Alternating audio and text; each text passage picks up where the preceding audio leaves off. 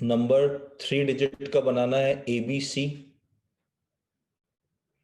यानी A first digit है, B second digit है और C थर्ड डिजिट है, सच दैट A और B लेस देन C हो।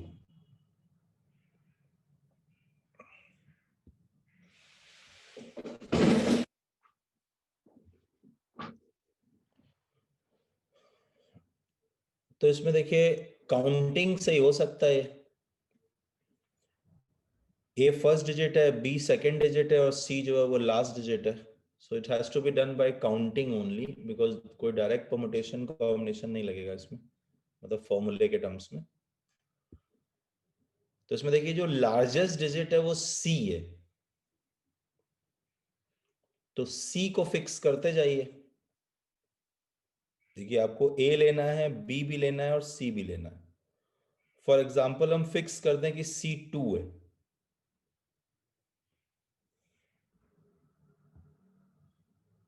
सी फिक्स कर दिया, सी हम फिक्स करते जा रहे हैं।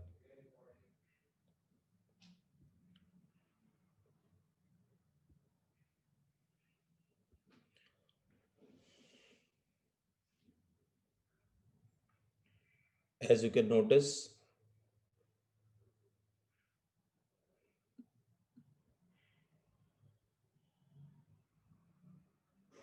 तो C को हमने फिक्स कर दिया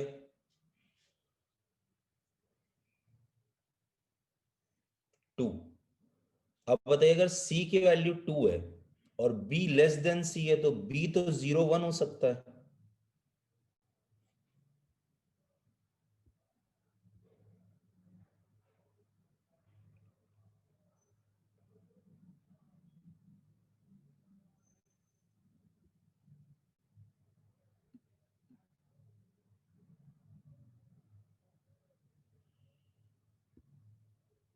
आई थिंक परमिशन तो दे दी है यार।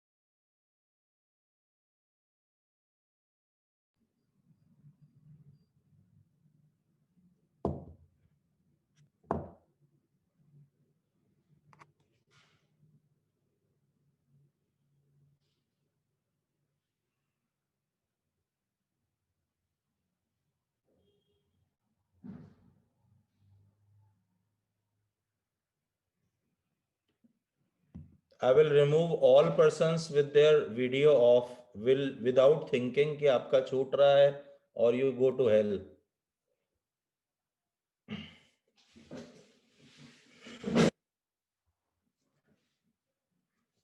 अब एक भी बार मेरे पास कोई नीचे से मैसेज आया जिसका भी, उसको मैं हटा दूंगा, बस खत्म बात। ओके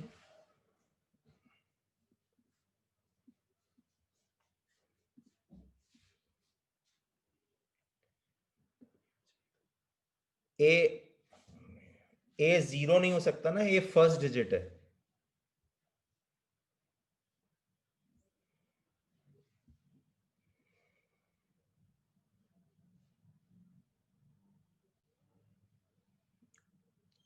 इसी तरह से देखिए, जब सी को 3 फिक्स करेंगे तो बी तो 0 1 2 हो सकता है, लेकिन ये सिर्फ 1 2 हो सकता है, तो पेयर्स निकलते चले जाएंगे।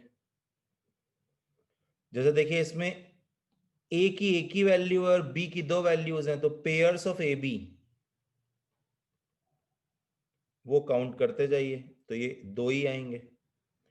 इस केस में देखिए ए की दो वैल्यूज हो सकती हैं, बी की तीन वैल्यूज, तो पेयर्स जो है वो 6 आएंगे। ऐसे करते चले जाएंगे। मान लो सी को 4 ले लिया, तो ये तो 0 1 2 3 हो सकता है, लेकिन ये सिर्फ 1 2 3 हो सकता है। तो देखिए आप सिलेक्ट तो ए और बी को ही कर रहे हैं, क्योंकि सी तो फिक्स किए दे रहे हैं। तो ए की तीन वैल्यूज हैं, इनमें से कोई भी, और बी की इन चार में से कोई भी।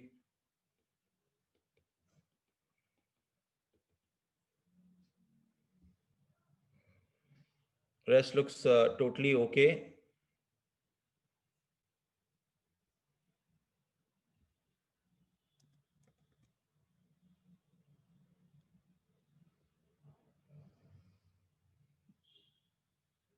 I hope I'm making good sense here.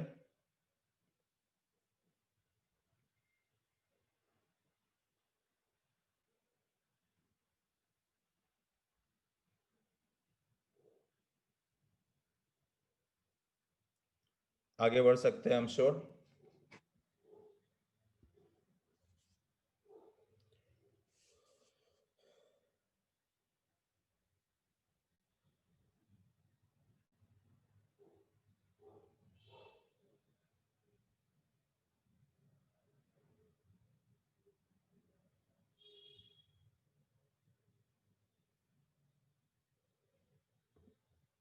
As far as 173 is concerned,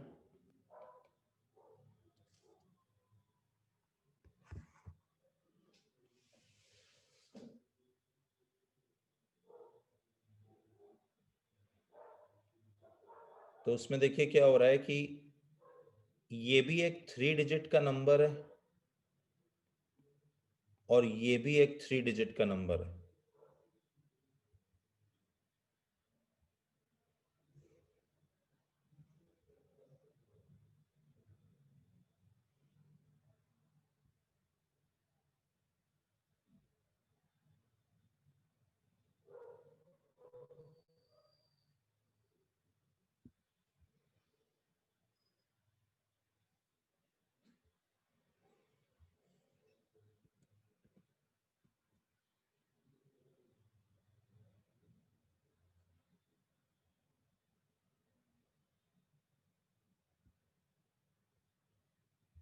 ठीक है।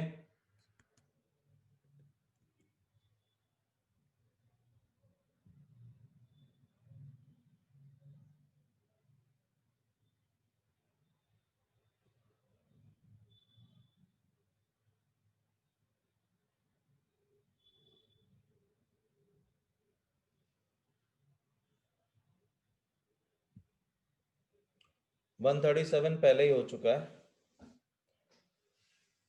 सबसे पहली क्लास में। और आप चाहते हैं पहले नंबर में से दूसरा नंबर हम लोग पहले नंबर में से दूसरा नंबर हम लोग सब्ट्रैक्ट कर सकें विदाउट बोरोइंग।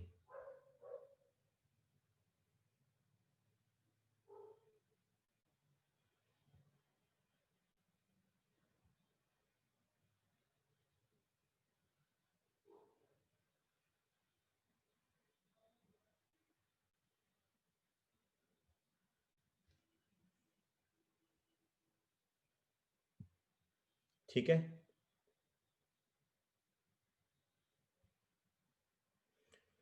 तो बताइए, अगर पहले में से दूसरा सब्ट्रैक्ट कर सकते हैं विदाउट बोरोइंग, तो ऐसा तभी हो सकता है जब ऊपर वाले नंबर की डिजिट्स नीचे वाले नंबर के डिजिट से ज्यादा हो, या बराबर भी हो सकती हैं। तो इसका मतलब आपको चाहिए होगा y1 should be greater than equal to x1, y2 should be greater than equal to x2, and y3 should be greater than equal to x3।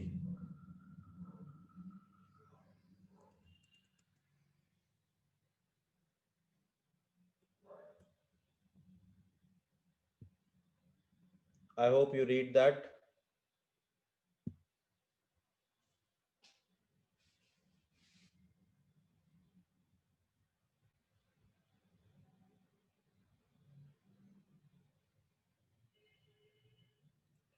Deepanshu, Umar, Shatakshi Gupta और बहुत सारे और भी लोग हैं। क्लास से यार निकल जाओगे और फिर मत करो।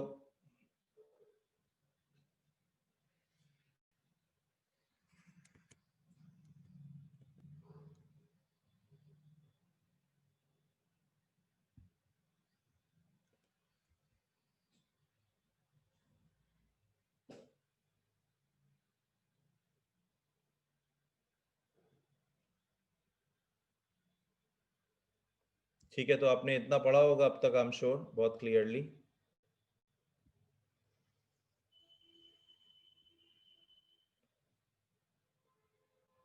अब ये फिर से बाय चांस काउंटिंग सही हो सकता है, थोड़ा गौर करिएगा। पहले सिर्फ आपने क्वेश्चन पढ़ लिया होगा अब तक, पहले सिर्फ इस पेयर को देखते हैं।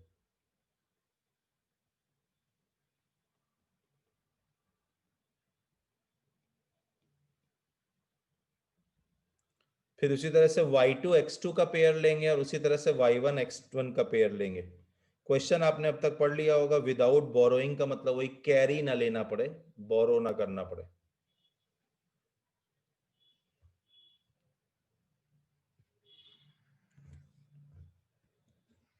तो अब ये लिटरली काउंटिंग है, देखिए कैसे कर रहे हैं समझिएगा।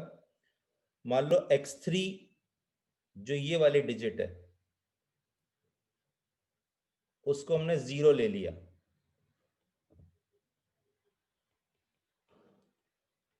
तो फिर y3 की वैल्यू x3 या उससे ज्यादा होनी चाहिए।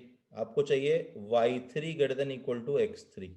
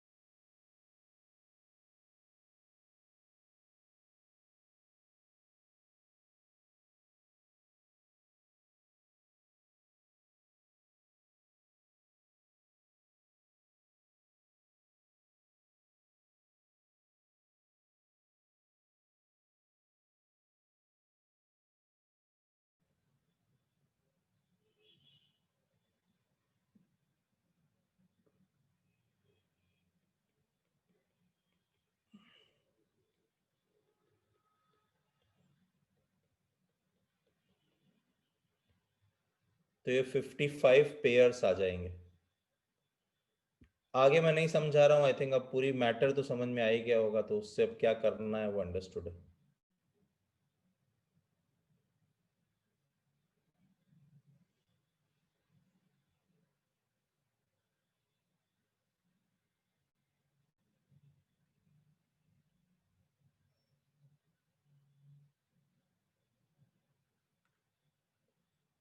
लेकिन अब तक सोच लिया होगा कि जब y1 x1 लेंगे तो y1 और x1 जीरो नहीं हो सकते हैं, समझ गए होंगे, क्योंकि वो फर्स्ट डिजिट है, तो फर्स्ट डिजिट की वैल्यू जीरो तो हो नहीं सकती।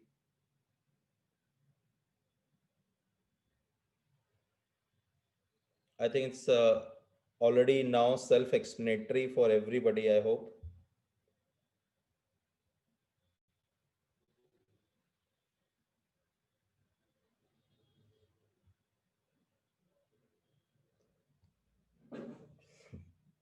I'm sure you had the time and it should be finished now. Okay. आगे बढ़ते हैं। अब देखिए, जैसे लास्ट टर्न पे हम लोग बॉक्स बना के आपको चीजें करा रहे थे, उसी तरह से क्या होगा कि अब कुछ फॉर्मूले से भी लोग हैंडल करते हैं।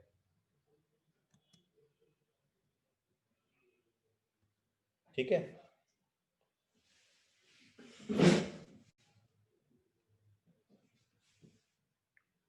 आखिरी बार यार, अगर आप विजिबल नहीं हो तो फिर आप रिस्पॉन्सिबल हो क्लास में बाहर होने के। बहुत क्लियर मैं बोल रहा हूं बार बार। ओके, तो देखिए एक सिंपल तरह से सोचते हैं, जैसे अगर आपके पास ये लेटर्स हैं, उसको लिखिएगा, और आपको कहा जाए कि अरेंज करना है इन ए रो, पांचों को,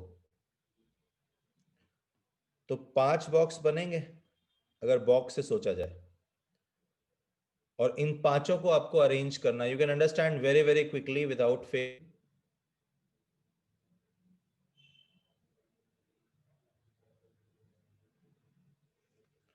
तो यहां 5 वेज होंगे, ए बी सी डी में, फिर 4, फिर 3, फिर 2, फिर 1।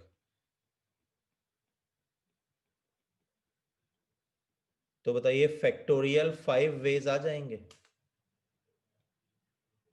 तो अब क्या हम लोग की, लेकिन ये तब आएंगे जब हम ये पांचों के पांचों को अरेंज कर रहे हैं।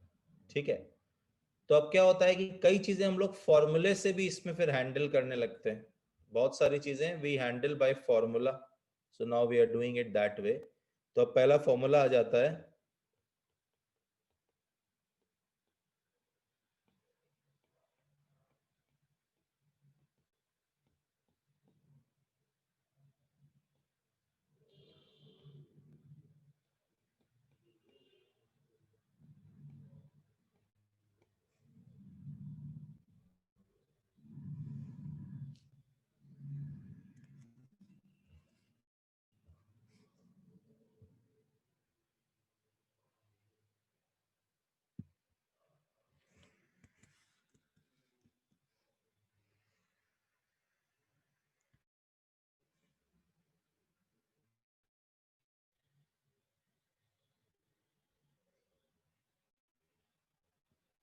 ठीक है,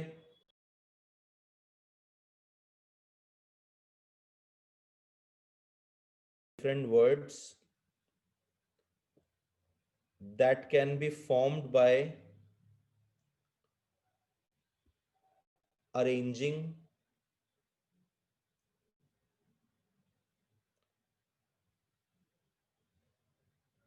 all letters of word, by arranging all letters of word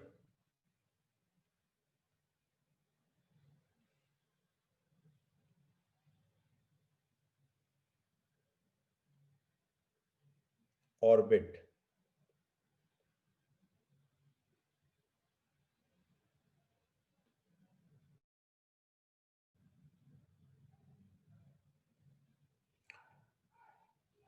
word orbit, तो इसका मतलब बताइए, अपने आप ही समझ में आना चाहिए लैंग्वेज पढ़ के कि ये 5 लेटर को आपको अरेंज करना है,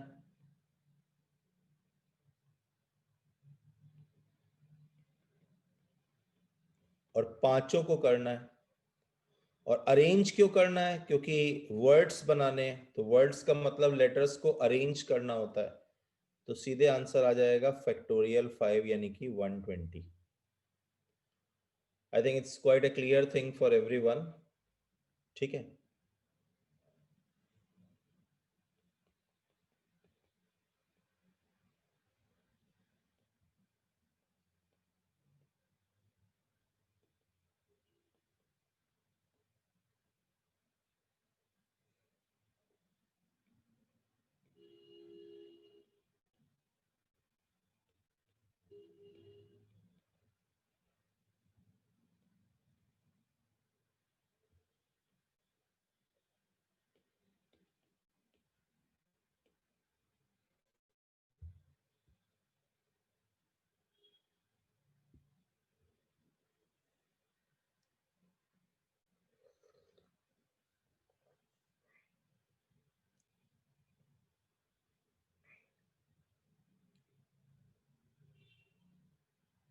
तो क्वेश्चन का मीनिंग आपको समझ में आना चाहिए फटाफट।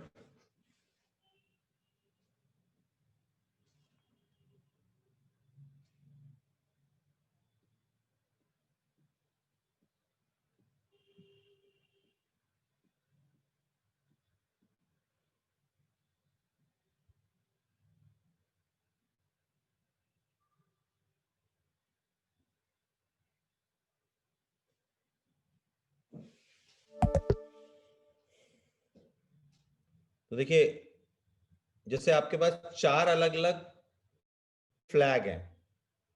मान लो ये रेड फ्लैग है, अब देखने में जो भी लगे, ये ब्लू फ्लैग है, ये व्हाइट फ्लैग है, और ये ग्रीन फ्लैग है। तो जब सिग्नल बनाएंगे तो क्या होगा? सिग्नल का मतलब होगा कि आप उनको एक रो में रख दोगे। ये सब सिर्फ समझाने के लिए, कोई नोट करने की जरूरत नहीं है। जैसे मान लो ऐसे रख दिया, तो पहले रेड कलर दिख रहा है, फिर ब्लू कलर दिख रहा है, फिर ग्रीन कलर दिख रहा है, फिर व्हाइट दिख रहा है। लेकिन मान लो पहले व्हाइट रख दिया, फिर ब्लू रख दिया, फिर रेड रख दिया, फिर ग्रीन रख दिया, तो सिग्नल बदल जाएगा।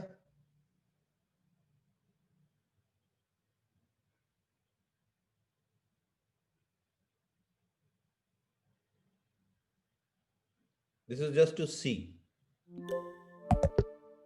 No need to write all this. तो देखिए ये क्या है, ये एक अरेंजमेंट ही तो है। पहले रेड रखा, फिर ब्लैक रखा, फिर ग्रीन रखा, फिर येलो व्हाइट रखा, सॉरी, इसमें कुछ और कर दिया, इसमें कुछ और कर दिया। तो क्या उतने ही सिग्नल बनेंगे जितने तरह से इन चारों को एक रो में क्या करेंगे, अरेंज करेंगे। यानी आपको चारों को अरेंज करना होगा, तो आंसर क्लियरली 24 हो जाएगा। Has to be very clear. अब हम डायरेक्ट फॉर्मूला लगा रहे हैं, लेकिन ये तब लगेगा जब जितने हैं सबको अरेंज करना है। जैसे पिछली बार ऑर्बिट में ORBIT पांच थे और पांचों को अरेंज करना था, ठीक है। इसी तरह से चार सिग्नल थे, चार सॉरी फ्लैग्स थे, चारों को अरेंज करना था, तो 4 फैक्टोरियल हो गया था। Should be okay. Find number of different numbers that can be formed by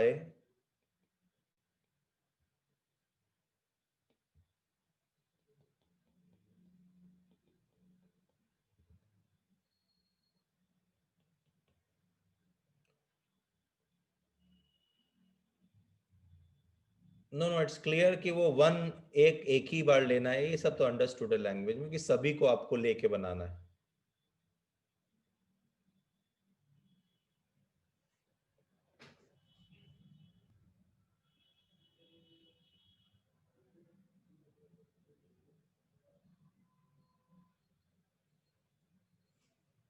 I hope you notice.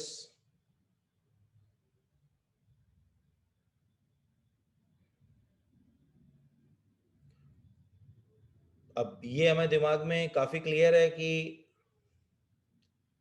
Number बनाने का मतलब डिजिट्स को अरेंज करना है, और ये 6 डिजिट्स हैं, तो आंसर सीधे सीधे क्या हो जाएगा, 6 फैक्टोरियल, यानी कि 720 हो जाएगा।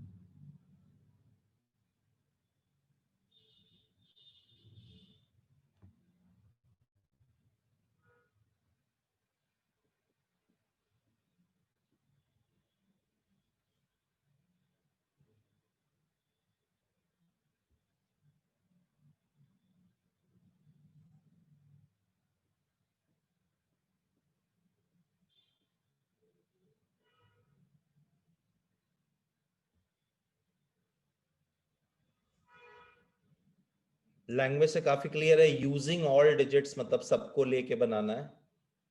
मान लीजिए इसी का सेकेंड पार्ट होता,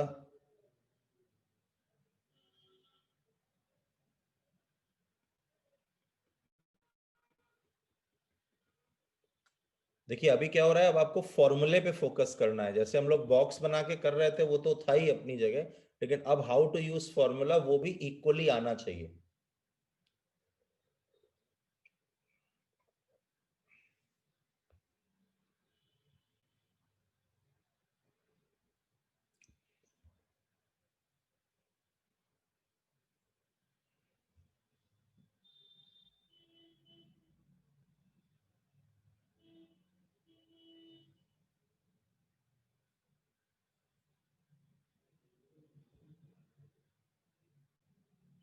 आप देखिए यहाँ क्या हो रहा है, अब हम फॉर्मूले से कर रहे हैं।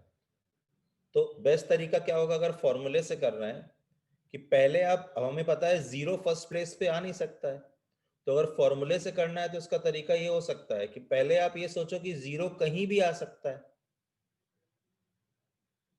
पहले आप ये सोच के चलो कि जीरो कहीं भी आ सकता है। तो टोटल बनेंगे, इन छयों को अरेंज करना होगा। तो इन छयों को अरेंज करेंगे तो टोटल कितने बनेंगे, फैक्टोरियल 6 यानी 720 बनेंगे। लेकिन उसमें वो वाले केस हटा दो जिसमें जीरो फर्स्ट प्लेस पे है। तो बताइए जिनमें जीरो फर्स्ट प्लेस पे है उनमें तो अरेंज कौन होंगे? अरेंज तो 1 2 4 5 7 ही होंगे। जीरो फर्स्ट प्लेस पे फिक्स हो जाएगा, तो ये 5 अरेंज होंगे। तो इसके नंबर ऑफ वेज कितने होंगे?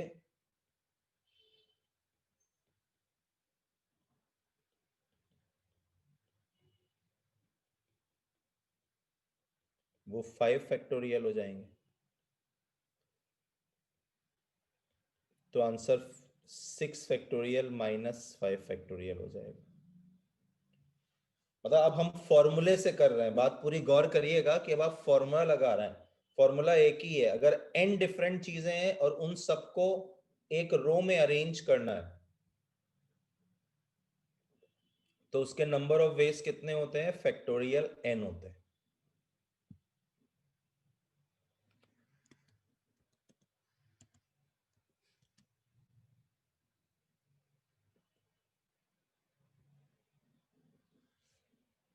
I hope totally clear.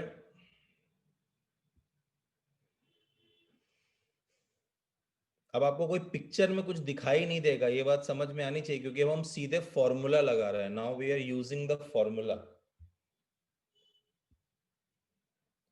पहले सोचा इन छयों को अरेंज करें, बिना ये सोचे कि कौन पहले आएगा कौन बाद में। तो टोटल नंबर 6 फैक्टोरियल यानी 720 नंबर्स बन रहे हैं।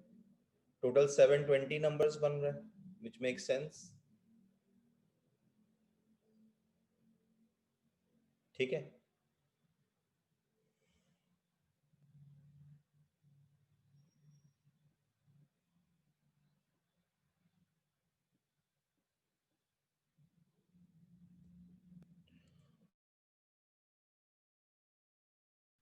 फिर सोचा इस 720 में वही नंबर तो गलत होंगे जिनमें जीरो फर्स्ट प्लेस पे आ जाएगा।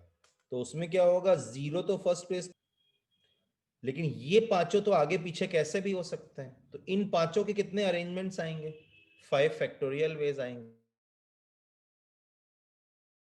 लेकिन उसमें फर्स्ट प्लेस पे जीरो फिक्स हो जाएगा और आगे के 5 प्लेसेस वाले ये अरेंज होंगे फैक्टोरियल 5 यानी 120 से। आई होप कोई शक नहीं होगा इसमें किसी को भी। फिर एक बात नेचुरल होती है, देखिए कि, अच्छा इसी का एक तीसरा पार्ट लेते हैं, मान लीजिए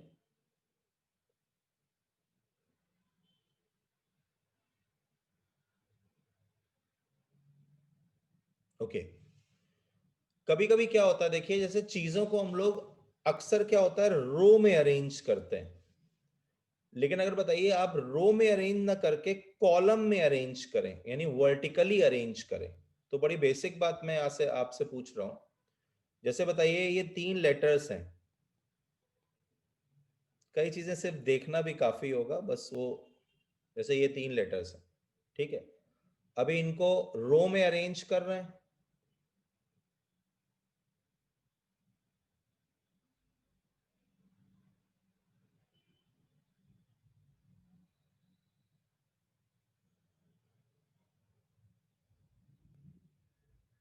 ठीक है।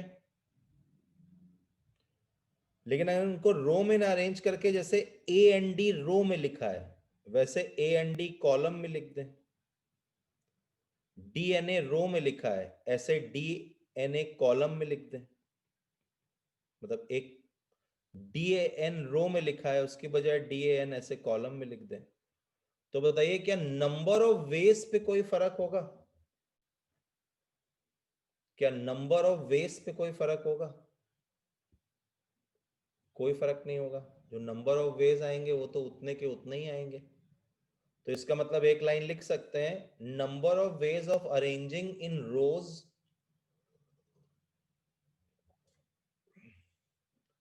number of ways of arranging in rows is equal to number of ways of arranging in column.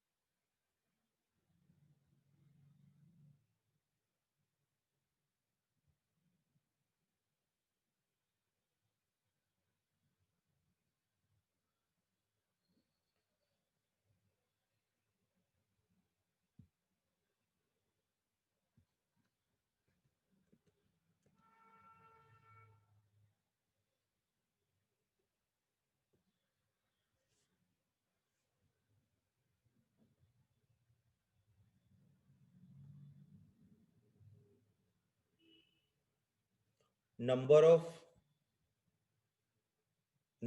ways of arranging in row is equal to number of ways of arranging in column. मतलब रो में arrange करने के जितने veg होंगे उतने ही column में arrange करने के नंबर ऑफ वेज होंगे. Has to be really clear.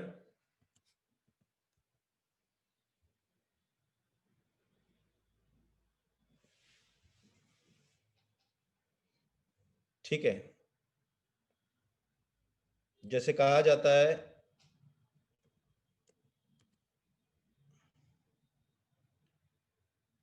there are 5 students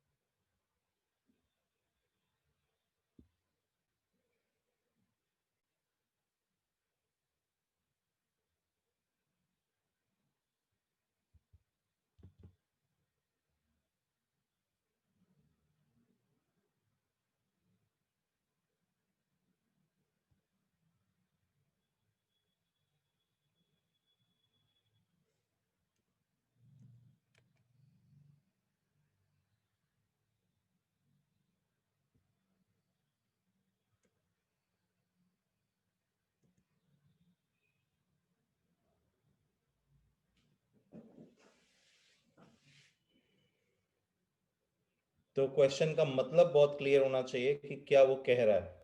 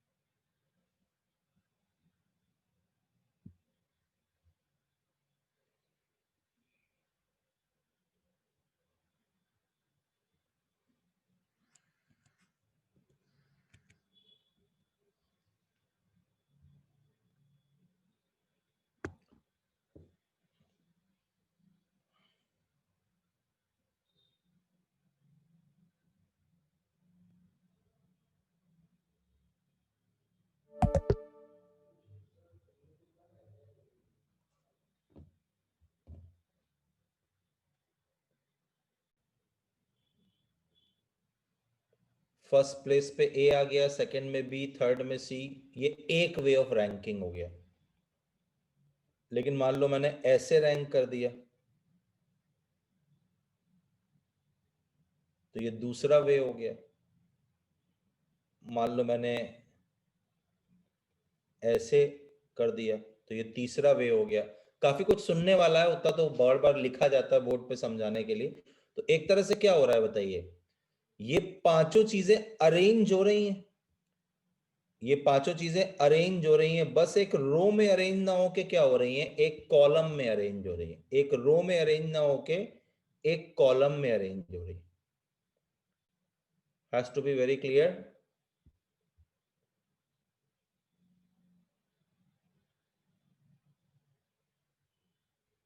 तो बस इतना फर्क है कि पांचों चीजों को हमें एक रो में अरेंज करना है, एक रो में अरेंज ना करके एक कॉलम में अरेंज करना है। I hope it's loud and clear. तो बताइए कितने नंबर ऑफ वेज होंगे ऑफ रैंकिंग, वो फैक्टोरियल 5 यानी 120 हो जाएंगे। ठीक है, बेसिक कॉन्सेप्ट है और मतलब दिमाग में बैठ जाना चाहिए, क्योंकि ये पिक्चर तो बस ऐसे ही बना रहे हैं, उसकी जरूरत नहीं है, आपको सीधे रिएक्ट करना आना चाहिए। बस इस बार रो में अरेंज ना करके कॉलम में अरेंज करना है। I feel all persons are okay here. इसी का सेकेंड पार्ट है, हेलो,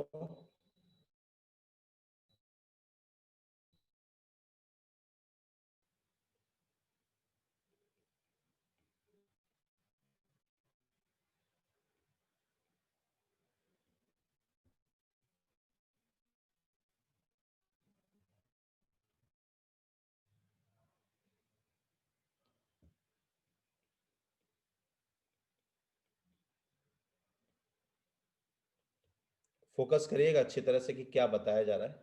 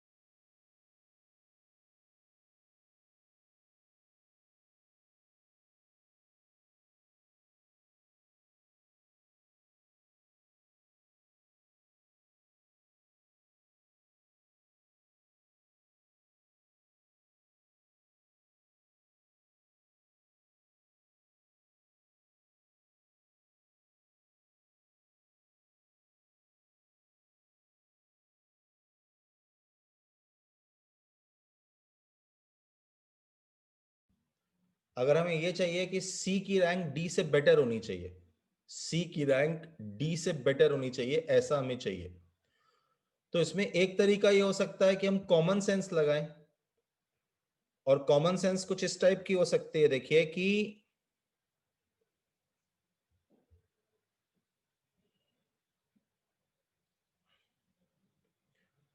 बताइए सी और डी में ऐसा है कि कोई ज्यादा स्पेशल है। अब बात को गौर करिएगा प्लीज, सी और डी में कोई ऐसा तो है नहीं कि कोई ज्यादा स्पेशल है। तो इसको कॉमन सेंस से करना काफी आसान है।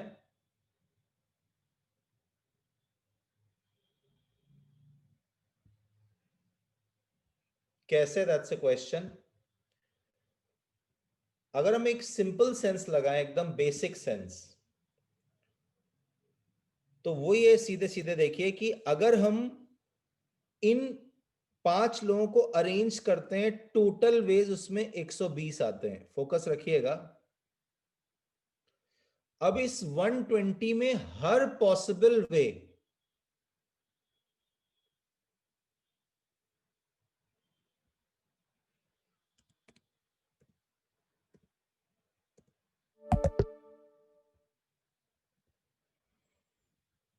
इस 120 में हर पॉसिबल वे होगा, जितने आप सोच सकते हैं वो सब होंगे।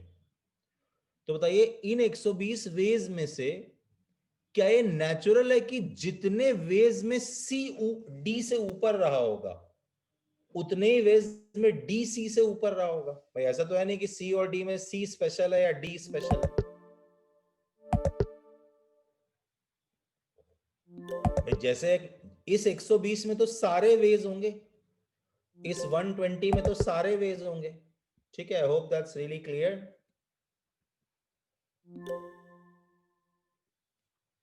इस 120 में सारे वेज होंगे। ठीक है, तो सिंपल सेंस से बताया जा सकता है कि 60 वेज वो होंगे जिनमें सी की रैंकिंग डी से बेटर होगी, और 60 ही वेज वो होंगे जिसमें से डी की रैंकिंग सी से बेटर होगी। ये बात काफी साफ समझ में आनी चाहिए आपको। तो आंसर सीधे सीधे 60 हो जाएगा। फिर से सोचिए, भाई सी और डी में ऐसा तो है नहीं कि सी ज्यादा स्पेशल है या डी ज्यादा स्पेशल है। अगर हम कोई रेस्ट्रिक्शन नहीं रखते तो टोटल कितने तरीके आते हैं, आराम से समझिएगा। पहली बार पढ़ रहे हैं तो थोड़ा टाइम लगता है। टोटल 120 वेज आएंगे, उस 120 में हर पॉसिबल वे आएगा। अब अगर उसी में मैं बात करूं उन 120 वेज में से, क्या ये क्लियर है कि जितने वेज में सी ऊपर रहा होगा और डी नीचे रहा होगा उतने ही वेज में डी ऊपर रहा होगा और सी नीचे रहा होगा? तो इसका मतलब आधे आधे वेज हो जाएंगे। ये बात काफी क्लियर होनी चाहिए। तो इसका मतलब सीधे हाफ हो जाएगा 60। Number of ways of arranging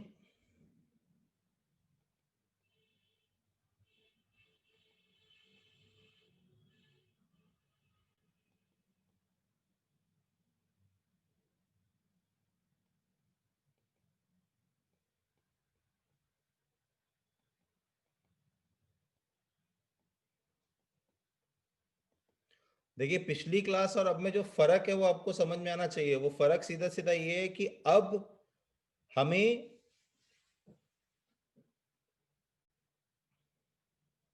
नहीं, ये न्यू क्वेश्चन।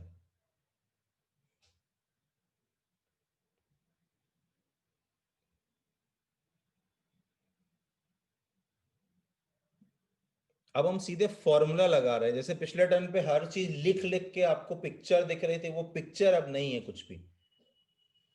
आपके पास दोनों ऑप्शन रहेंगे, बॉक्स मेथड भी रहेगा और ये वाला मेथड भी रहेगा। Okay, may I make it clear? Okay, अब फटाफट ध्यान दीजिएगा। देखिए जब हमें ये कहा गया है कि 5 बॉयज और 5 गर्ल्स को एक रो में अरेंज करना है सच दैट बॉयज और गर्ल्स अल्टरनेट करें, तो देखिए सब मिला के ये मैं बना सिर्फ पिक्चर समझाने के लिए रहा हूं, जरूरत नहीं है इसकी, लेकिन तब भी थोड़ा विजुअलाइजेशन में शुरुआत में हो सकता है। तो बताइए प्लेसेस 10 भरने हैं, मेरी बात को गौर करिएगा। 10 प्लेसेस भरने हैं।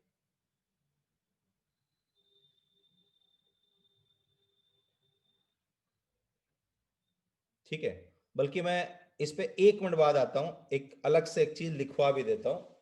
देखिए ये form just in 2 minutes I will come to this.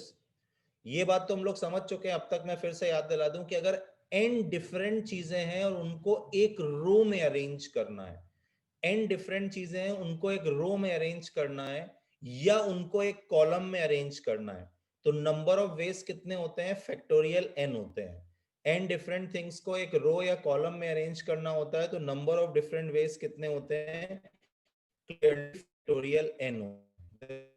About it, कोई शक नहीं है इसमें। Okay, now my question to you is, कि अगर यही चीज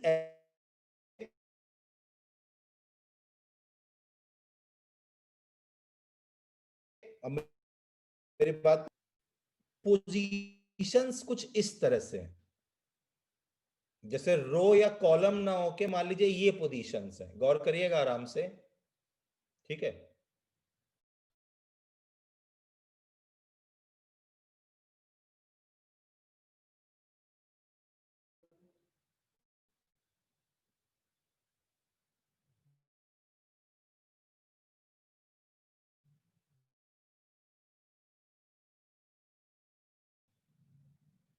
इनको इन जगहों में भरना है, मेरी बात को सुनिएगा अच्छी तरह से, ठीक है।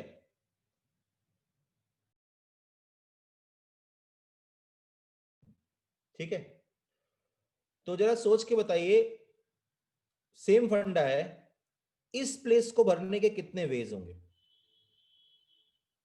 5, ए बी सी डी इसमें से कोई आएगा, इसको भरने के 4, फिर 3, फिर 2, फिर 1, तो इससे तब भी क्या फैक्टोरियल 5 वेज ही आएंगे। तो इससे बताइए कोई फर्क थोड़ा ना पड़ता है कि चीजें रो में रखनी है या कॉलम में। एक तरह से अगर मैं बोलूं कि ये 5 डिफरेंट चीजें हैं और इनको 5 डिफरेंट पोजीशंस में रखना है, ये 5 डिफरेंट चीजें हैं और इनको 5 डिफरेंट पोजीशंस में रखना है, तो नंबर ऑफ वेज कितने आएंगे? नंबर ऑफ वेज फैक्टोरियल 5 ही तो आएंगे।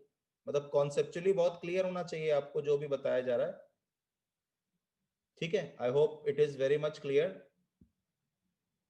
तो एक फॉर्मूला लिख लीजिए, मतलब ताकि दिमाग में एकदम सेट हो जाए। Number of ways of arranging, number of ways of arranging n different things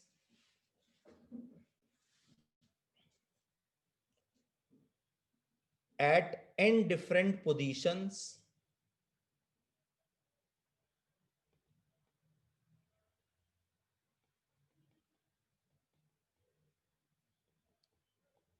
is equal to factorial n।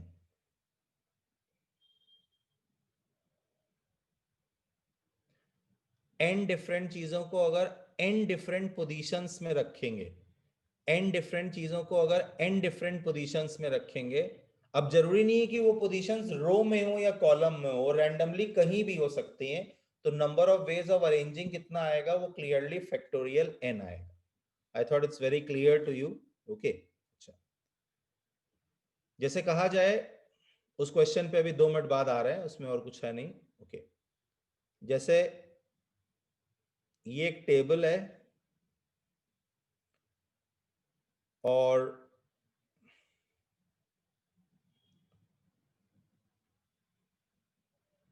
इसके एक साइड में 6 सीटें लगी हुई हैं और दूसरी साइड में 6 सीटें लगी हैं। लैंग्वेज ना बोल के ऐसे पिक्चर बना दिए, और हमें कहा गया है कि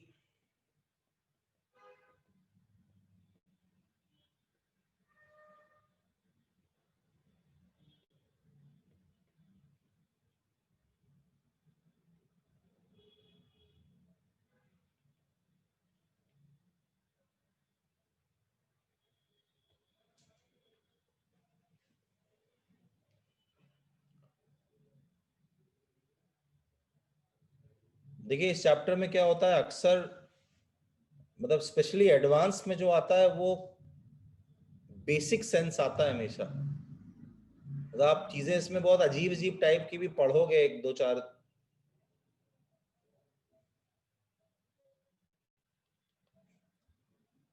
लेकिन जो आता है वो टोटली कॉन्ट्रडिक्टरी होता है, in spite of being a very tough paper, so that you have to really focus on, specially in this chapter.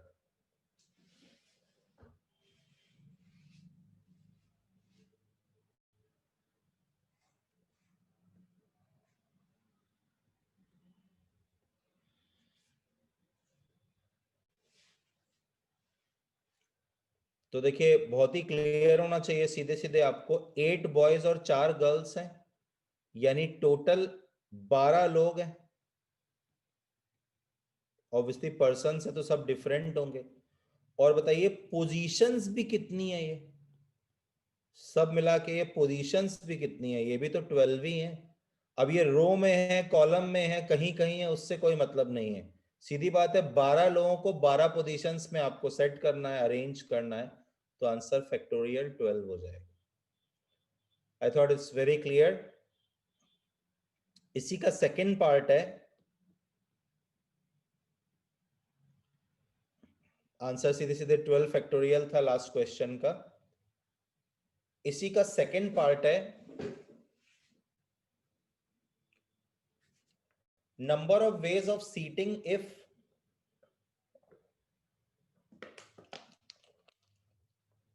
every girl sit on corner only,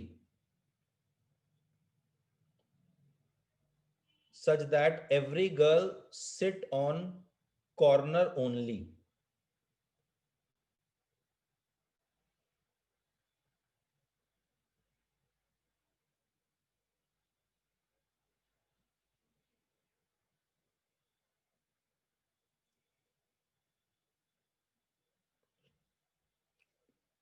अब ध्यान दीजिएगा क्या फर्क हो जाएगा, इसको नोटिस करिएगा।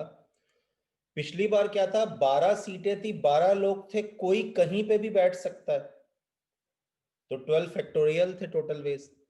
अब की ये कि गर्ल्स को सिर्फ कॉर्नर में बैठना है, you have to focus on basics here. Okay, तो बताइए इसका मतलब क्या हुआ। इसका मतलब ये हुआ कि जब आप गर्ल्स को बिठाने जाओगे तो सिर्फ यही 4 पोजीशन ओपन होंगी, और कोई ओपन होगी ही नहीं। तो मुझे बता सकते हैं जब 4 गर्ल्स को बिठाने जाएंगे तो सीटें भी कितनी होंगी, 12 होंगी या 4 होंगी?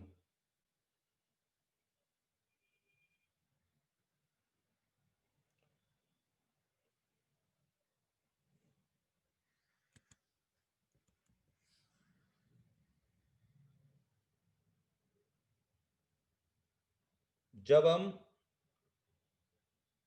तो बहुत साफ होना चाहिए, इसका मतलब जब आप गर्ल्स को बिठाने जाओगे तो 4 गर्ल्स होंगी और सीट्स भी कितनी होंगी, वो भी 4 ही होंगी।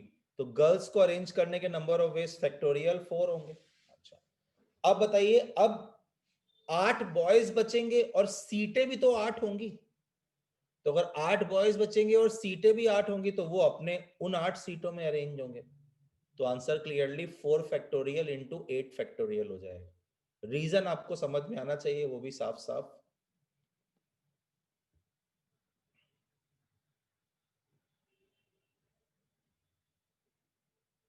4 फैक्टोरियल इंटू 8 फैक्टोरियल हो जाएगा।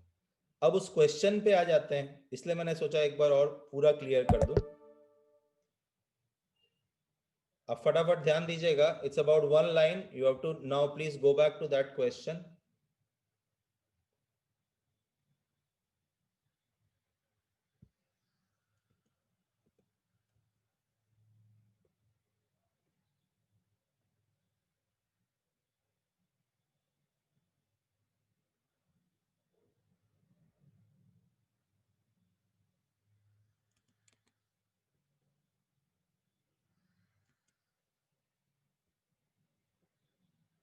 ठीक है, तो फिर वही होगा, देखिए अब,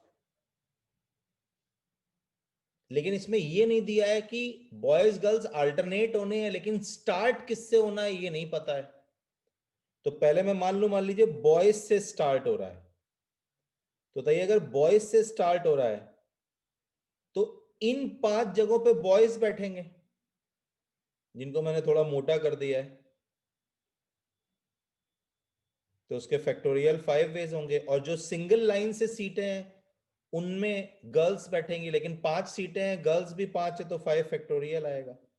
लेकिन बताइए इसी का उल्टा भी हो सकता है, जो मोटी वाली सीटें हैं समझाने के लिए उनमें गर्ल्स बैठे हैं, और जो सिंगल लाइन वाली सीटें हैं उनमें बॉयज बैठे हैं, तो 2 मल्टीप्लाई हो जाएगा, बिकॉज बॉयज और गर्ल्स को अल्टरनेट बैठना है।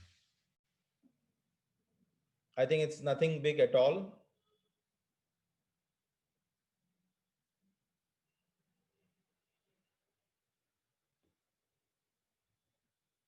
To answer clearly, I think no reasons for any confusions here. If you write the next question, Find number of ways of arranging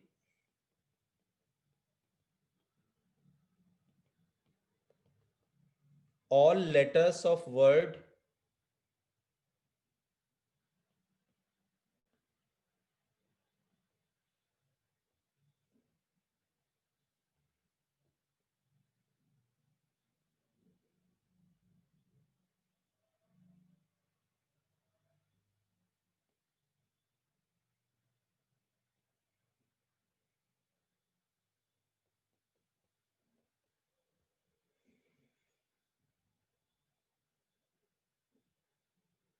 बहुत ही आपको अच्छी लगने लगे, खुश, लेकिन वो फंडा नहीं है एक्चुअली।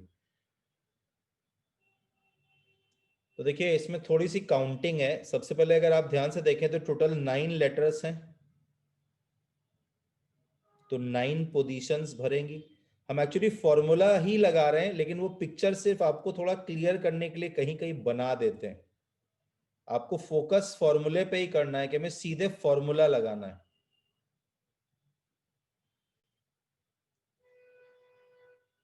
लेकिन आपकी कुछ ऐसा रेस्ट्रिक्शन है कि उसको हमें थोड़ा काउंटिंग से सोचना पड़ेगा।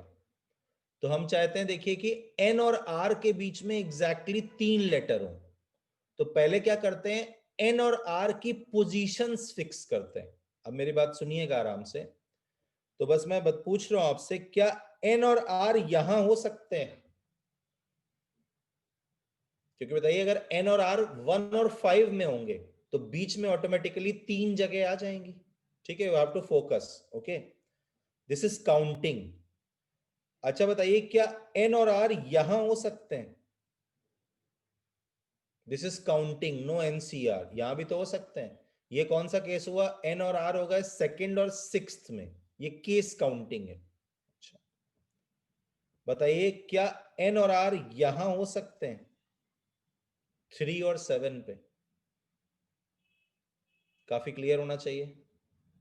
ठीक है, ऐसे ही क्या एन और आर 4 और 8 पे हो सकते हैं, या फिर 5 और 9 पे हो सकते हैं? तो बताइए, एन और आर की दो पोजीशंस को सिलेक्ट करने के नंबर ऑफ वेज कितने हुए? मैं याद दिला दूं, 1 5 में एनआर, 2 6 में एनआर, 3 7 में एनआर, 4 8 में एनआर, 5 9 में एनआर। तो एन और आर की दो पोजीशंस को सिलेक्ट करने के नंबर ऑफ वेज 5 हुए। ये तो सिलेक्ट करने के नंबर ऑफ वेज है।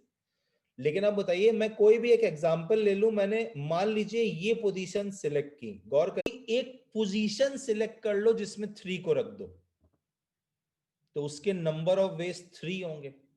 ध्यान दीजिएगा, उसके नंबर ऑफ वेज 3 होंगे। ये 3 क्या चीज है? ये 3 ये डिजिट नहीं है, ये 3 है। 3 या तो एक ही बार लेना है, या तो यहां दिखाई देगा, या यहां दिखाई देगा, या यहां दिखाई देगा। तो उस जगह तो हमने 3 रख दिया। तो 3 को रखने के 3 वेज हो सकते हैं, या तो पहली पोजीशन पे, या दूसरी पोजीशन पे, या तीसरी पोजीशन में।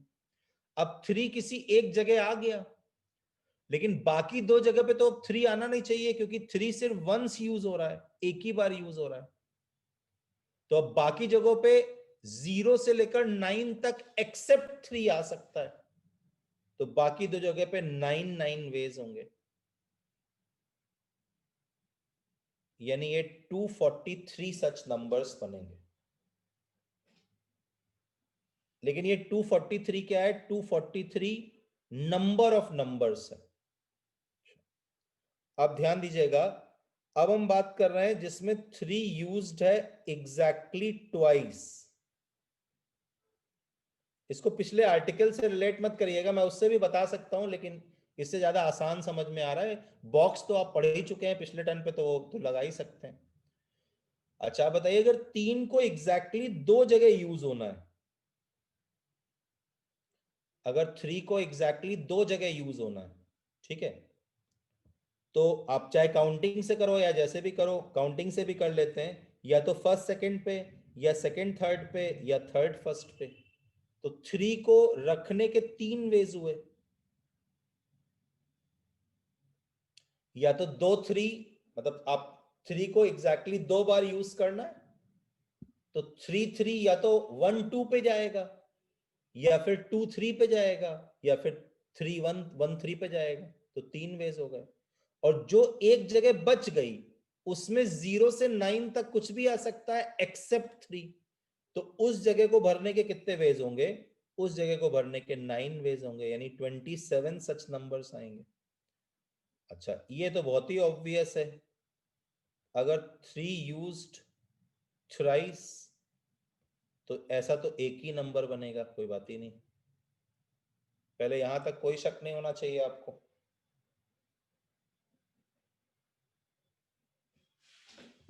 I must say it is a simple sense thing, not should not be beyond you.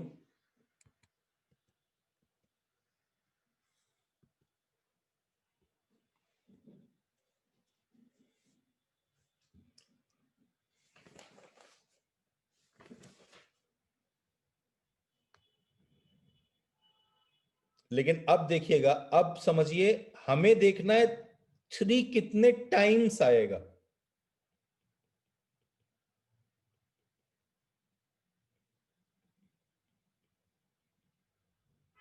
तो काफी क्लियर है, ये उन नंबर्स का नंबर है जिनमें से हर एक में एक बार 3 आ रहा था। तो 243 नंबर्स है और हर एक में एक एक बार 3 आएगा। फिर 27 वो नंबर्स है जिनमें से हर एक में दो दो बार 3 आएगा। तो कितनी बार 3 दिखाई देगा? 27 इंटू 2 टाइम्स। और एक नंबर वो है जिसमें 3 3 बार है, तो उसमें 3 कितनी बार आएगा? तो फाइनली जो आंसर आएगा वो 300 आ जाएगा। आई एम श्योर इट्स ओके। अब वापस फॉर्मूले पे चले जाते हैं। तो अगर वापस फॉर्मूले पे जाएं, कोई भी डाउट हो तो क्लास के बाद भी आप कॉल कर सकते हैं आराम से, अगर कुछ भी हो तो श्योरली पूछ लीजिएगा। अच्छा, अभी याद करिए। अच्छा, ये फॉर्मूला कब लगता है? ये फॉर्मूला तब लगता है जब n चीजें हों और n ही पोजीशंस हो, या दूसरे शब्दों में n चीजें हैं और सबको अरेंज करना है। n चीजें हैं और सबको अरेंज करना है, तो नंबर ऑफ वेज क्या होते हैं? फैक्टोरियल n हो जाते हैं। I feel I am making sense here. n चीजें हैं और उन सबको एक रो में अरेंज करना है, तो नंबर ऑफ वेज क्लियरली क्या होते हैं? फैक्टोरियल n होते हैं। I think you have no confusions here. Absolutely not at all. ठीक है। लेकिन अब मान लीजिए ऐसा हो जाए कि चीजें n हो लेकिन उनमें अरेंज कुछ कोई करना हो, सबको अरेंज ना करना हो, तो एक नया फॉर्मूला आता है। जैसे NCR था वैसे अब फॉर्मूला आता है NPR। जैसे NCR था वैसे फॉर्मूला आता है NPR। तो सबसे पहले याद रखिए NPR की वैल्यू ये होती है।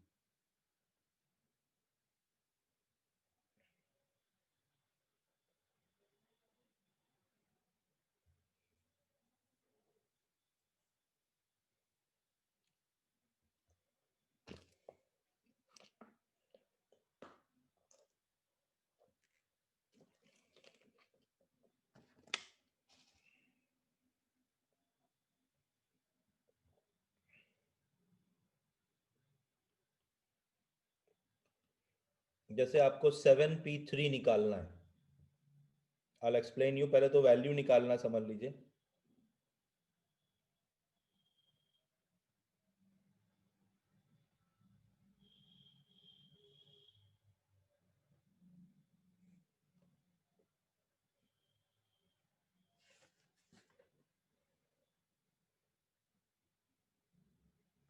कुछ बहुत अच्छे क्वेश्चंस भी आपको नजर आएंगे आज की क्लास में।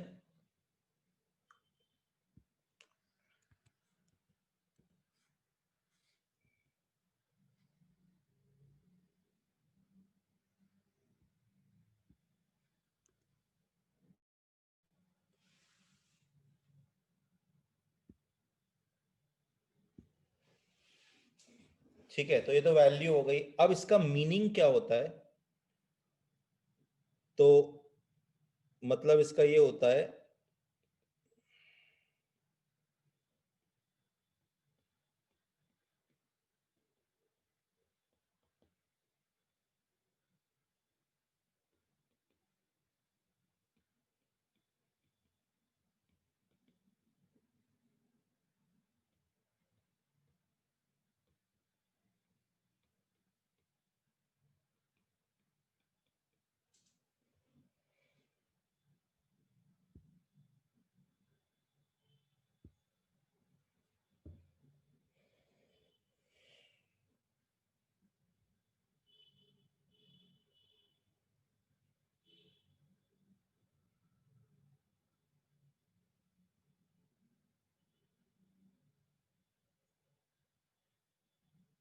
अब जहां से परमुटेशन कॉम्बिनेशन शुरू हुआ था वहां से वहां पे आप वापस आ गए हैं। एक अंतर को पहचानिएगा।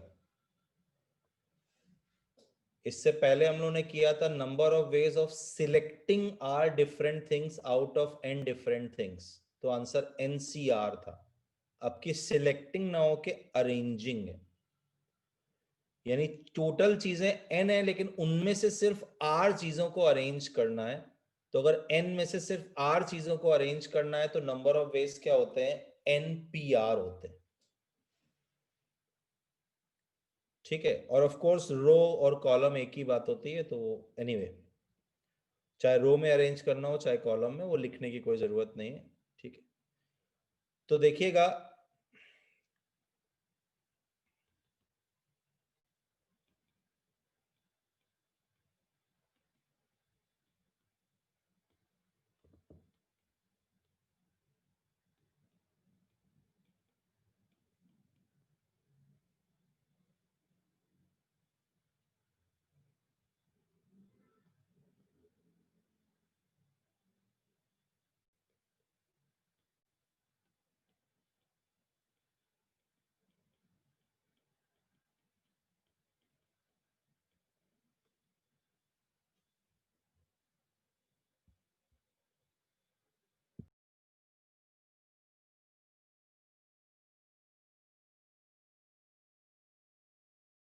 मुझे सबसे पहले बताइए अच्छा कि हमारे पास टोटल कितने लेटर्स हैं। एस है, टी है, आर है, ए है, एन है, जी है, ई है।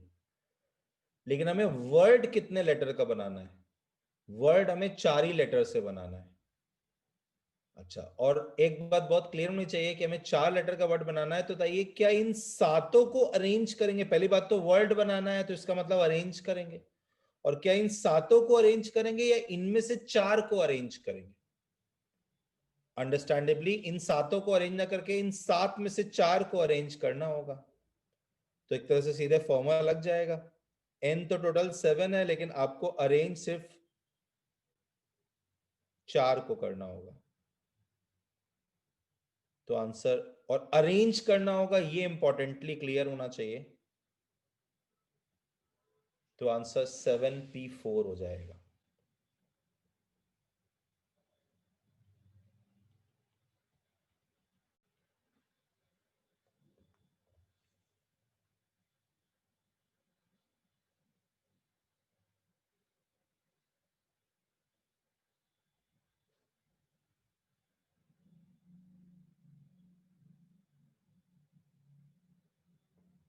आई थॉट इट्स ओके।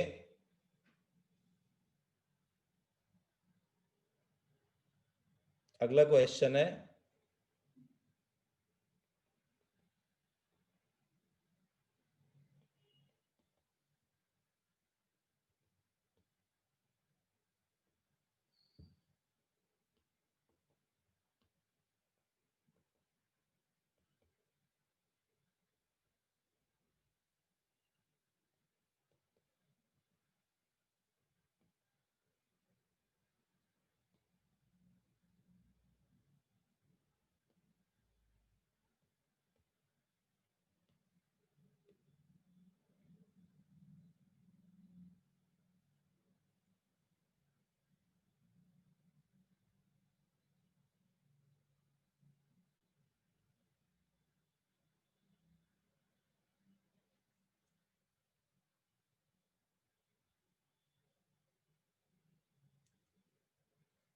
अब यहां पे भी बहुत क्लियर होना चाहिए, आपको सिग्नल्स बनाने हैं, तो याद होना चाहिए कि सिग्नल्स में अरेंजमेंट मैटर करता है।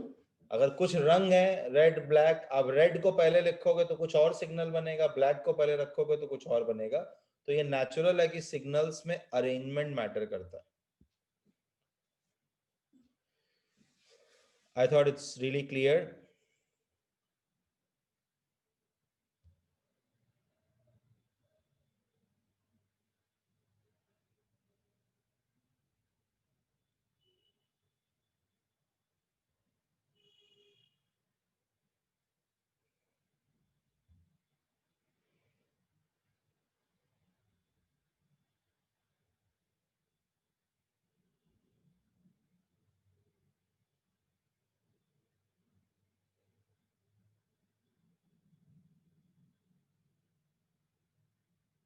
अरेंज करोगे, या 6 में से 4 को अरेंज करोगे, या फिर 5 को, बस सी ना लग के पी लगेगा। काफी क्लियर होना चाहिए ये।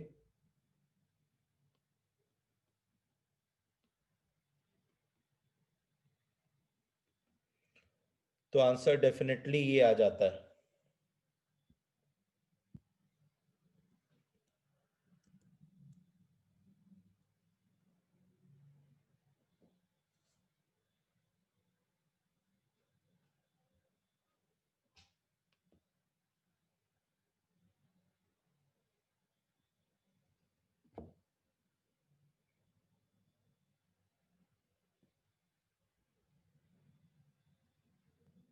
ठीक है, there is no doubt here at all. अब एक दूसरा फंडा आता है, देखिए इंपॉर्टेंट, कि कई लोगों को ये एनपीआर उतना जस्टिफाइड तरह से समझ नहीं आता है, क्योंकि बहुत कम यूज होता है या कम यूज करते हैं नॉर्मली। तो इसको एक दूसरे तरह से समझाया जा रहा है, ये आपको ज्यादा ऑब्वियस लगेगा। ज्यादातर लोग ऐसे यूज करते हैं जैसे अब बताया जा रहा है। बताइए, क्या एनपीआर को, पहले तो बताइए, एल्जेब्रिकली ये लिख सकते हैं या नहीं? लॉजिकली नहीं, एल्जेब्रिकली, फॉर्मूला वाइज। अभी सिर्फ फॉर्मूले वाइज की बात कर रहे हैं। क्या एनपीआर को लिख सकते हैं एनसीआर? एनसीआर होता है factorial N factorial R factorial N minus R, तो आर फैक्टोरियल कट जाएगा तो ये हो जाएगा। अब ये आपको क्या समझा रहा है, देखिए कि जब हम लगाते हैं एनपीआर तब क्या होता है। ठीक है, let me B very clear. तो इसको ऐसे समझना ज्यादा आसान होता है। अक्सर लोग इसको इस तरह से जज करते हैं। ठीक है,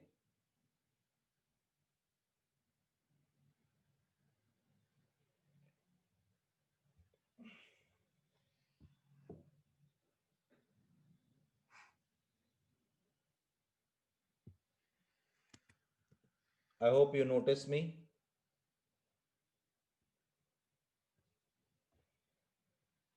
आप किसी को दिक्कत हो तो वो अपना वीडियो ऑफ कर सकता है, अगर कोई प्रॉब्लम हो तो। ओके, तो ये बात काफी समझ में आनी चाहिए अच्छी तरह से क्या बताया जा रहा है।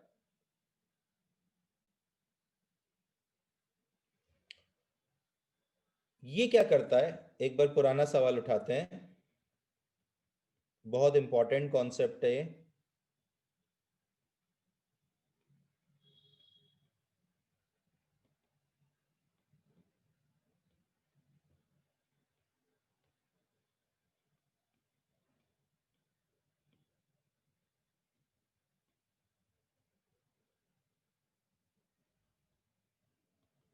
अभी आपने 5 मिनट पहले किया था, लेकिन अब आपको ज्यादा कन्विंसिंग लगेगा, और इस बात को पूरा समझिएगा अच्छी तरह से। इसका आंसर अभी थोड़ी देर पहले कर चुके हैं, 7p4 आया था। ठीक है, अभी कोई लेवल से मतलब नहीं है, मसली बात है कॉन्सेप्ट समझना। इस बात को गौर करिएगा, मतलब खासतौर पे जो अच्छे स्टूडेंट्स हैं।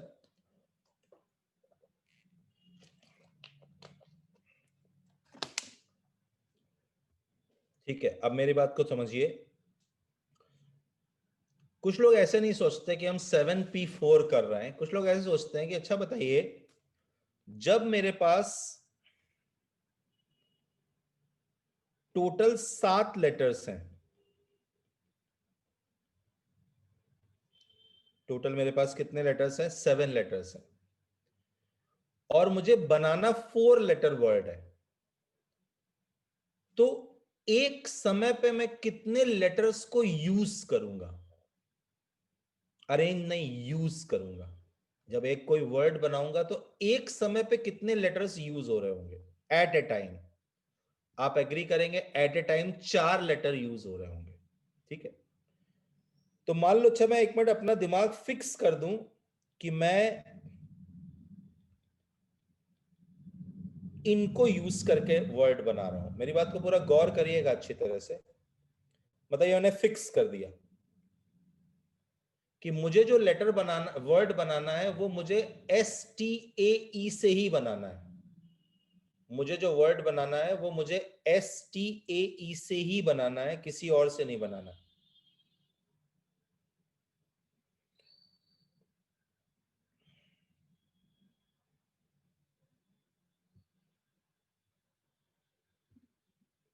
ठीक है, अब दिमाग में ये सेट हो गया कि मुझे बनाना STAE से। तो अब मुझे बताइए, क्या STAE से अगर बनाना है तो क्या एक ही वर्ड बनेगा? बहुत से बन सकते हैं। STAE खुद भी एक वर्ड है, TASE खुद भी एक वर्ड है, SATE खुद भी एक वर्ड है। सब फील करिएगा, बस उतना लिखना का कुछ नहीं है। तो बताइए, क्या ये नया सवाल ये हो गया कि अब हमारे पास 4 लेटर हैं और उन चारों से बनाना है? तो बताइए ये कितने वर्ड्स बनेंगे? How many? Of course factorial 4 words बनेंगे। ठीक है, अब ध्यान से देखिए, ये जो यूज है ये एक तरह से सिलेक्ट है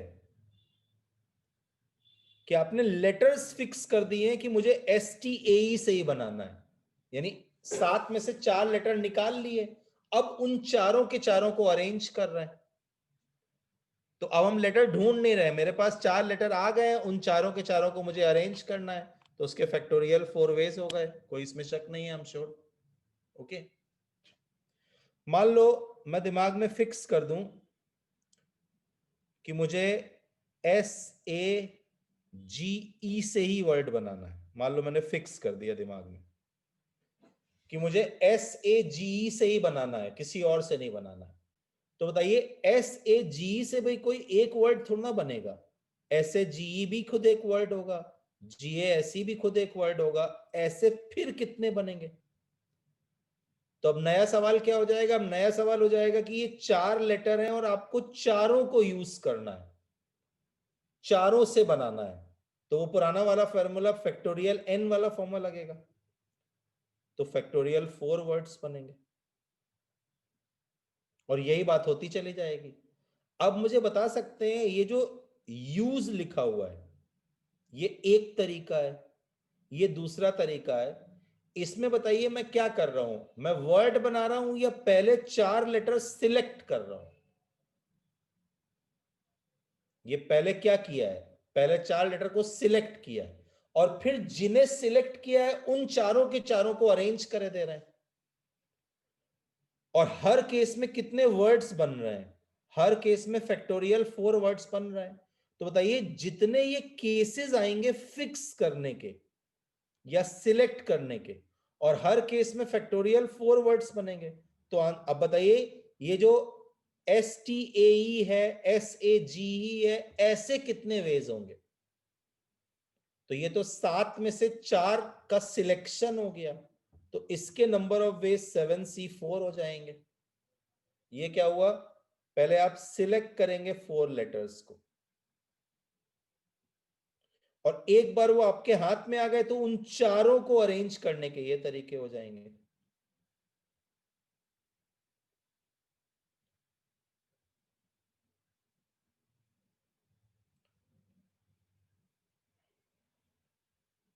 तो ये लोगों को, ज्यादातर लोगों को ज्यादा कन्विंसिंगली समझ में आता है कि इसमें क्या किया, पहले हमने 4 लेटर ही सीधे सीधे हाथ में ले लिए, निकाल लिए, और फिर उन चारों के चारों को अरेंज कर दिया।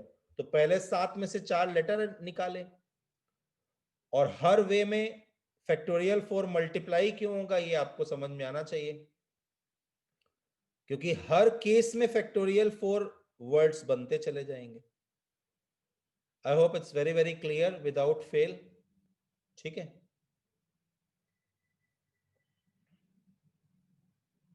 तो ये क्या कह रहा है, पहले सिलेक्ट करो और फिर सारे सिलेक्टेड को अरेंज कर दो।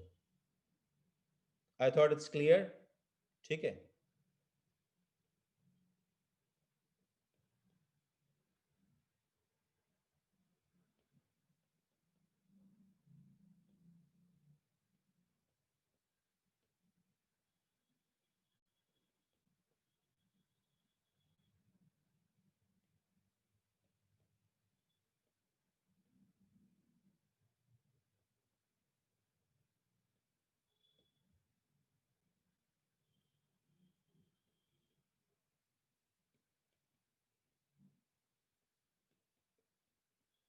अब ये सब चीजें आप लास्ट टर्न पे बॉक्स बना के कर रहे थे, जो पहले कर रहे थे वो अपनी जगह एकदम सही था, लेकिन अब आप इसको इस तरह से भी हैंडल कर सकते हैं।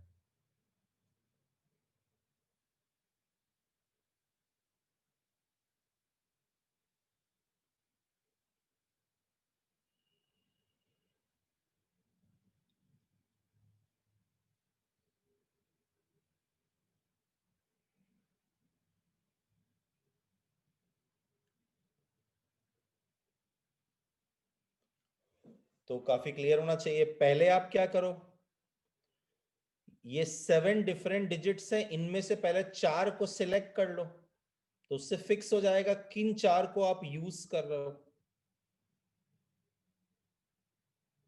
और फिर उन चारों को आप अरेंज कर दो फैक्टोरियल 4 तरह से। I hope it's okay. इसमें क्या किया है आपने, पहले सिलेक्ट कर लिया है डिजिट्स, और फिर उन्हीं सिलेक्टेड को अरेंज किया है।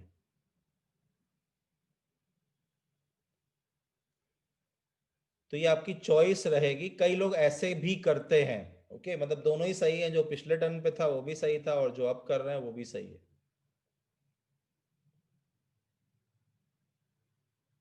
ठीक है। Find number of ways of arranging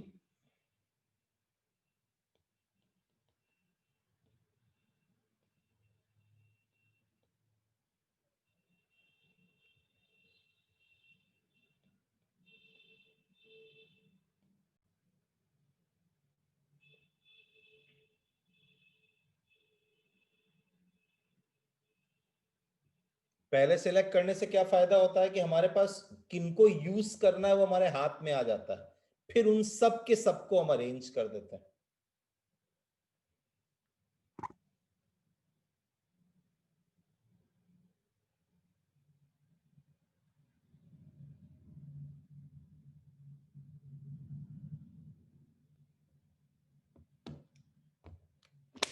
I think all okay. अब देखिए क्लियर होना चाहिए। बताइए, पर्सन 5 है और सीटें 8 हैं, तो बता सकते हैं कि एक समय पे कितनी सीट्स यूज होंगी? 5 ही सीट यूज होंगी। तो पहले क्या करोगे, पहले 5 सीटें सिलेक्ट करोगे, ये पर्सन नहीं सिलेक्ट हुए हैं। पहले 5 सीटें सिलेक्ट कर लोगे जिनको यूज करना है।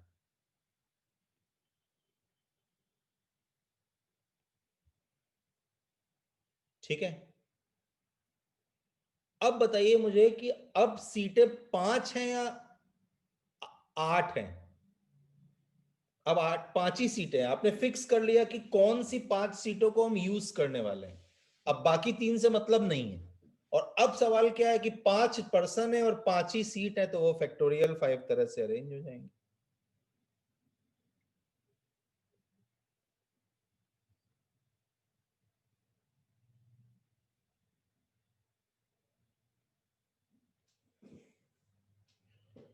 I hope it's very much normal for everyone present.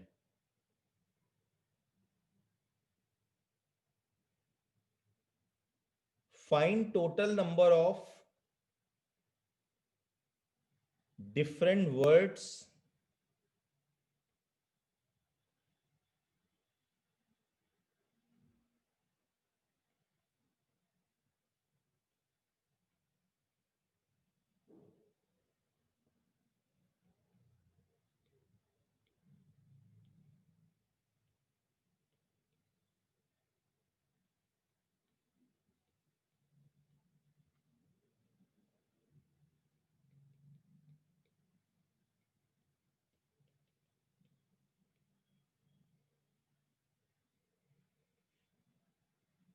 find total number of different words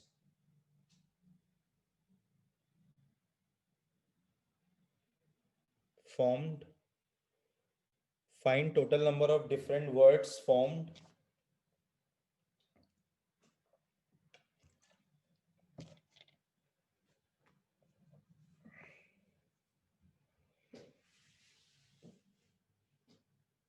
Find total number of different words formed formed के बाद बोर्ड पे है।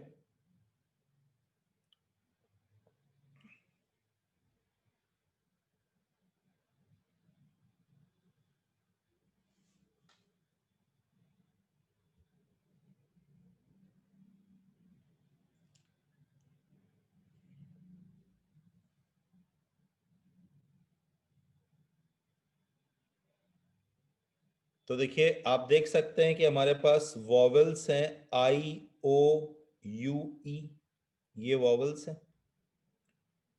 और N V L T S ये कॉन्सोनेंट्स हैं। Please check it. तो 4 vowels हैं और 5 कॉन्सोनेंट्स हैं।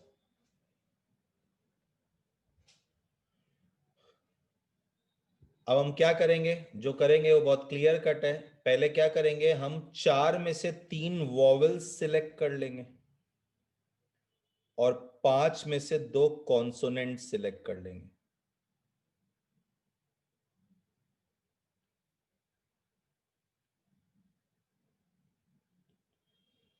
Should be A trivial thing.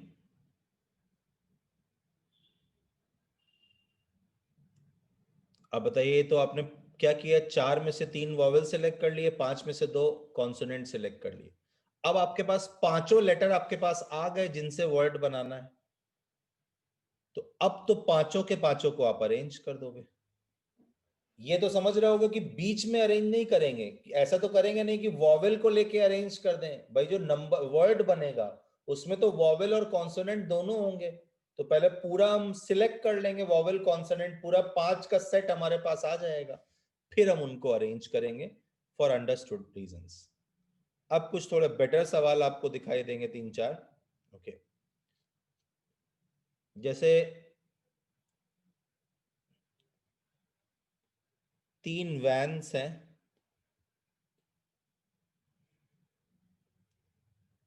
थोड़ा लैंग्वेज बचाने के लिए पिक्चर बनाए दे रहे हैं, थोड़ा टाइम कम लगेगा।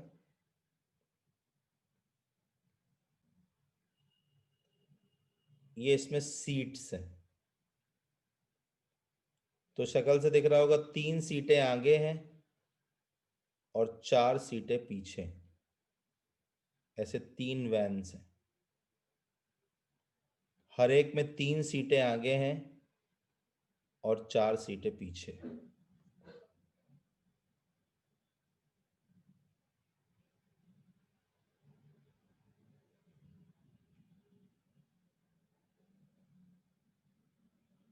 ठीक है, I thought you can of course notice.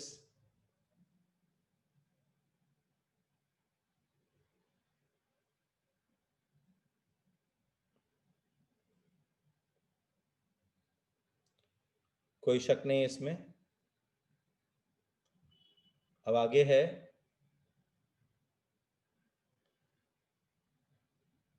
10 boys and 3 girls, 10 boys and 3 girls are seated on it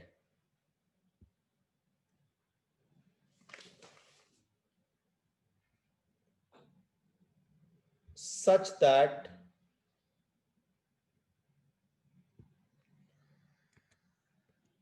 all girls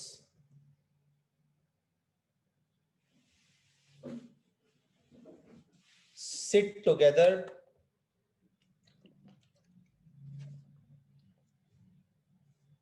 in back rows only. All girls sit together in back row only. Find number of ways of seating. Find number of ways of seating.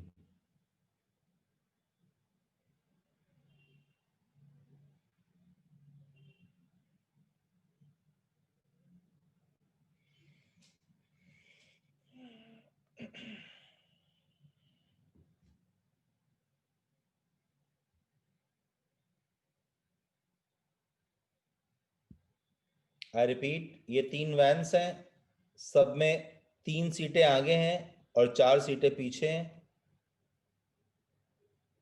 10 boys and 3 girls are to be seated. 10 boys and 3 girls are to be seated such that all girls sit together in back row only. All girls sit together in back row only.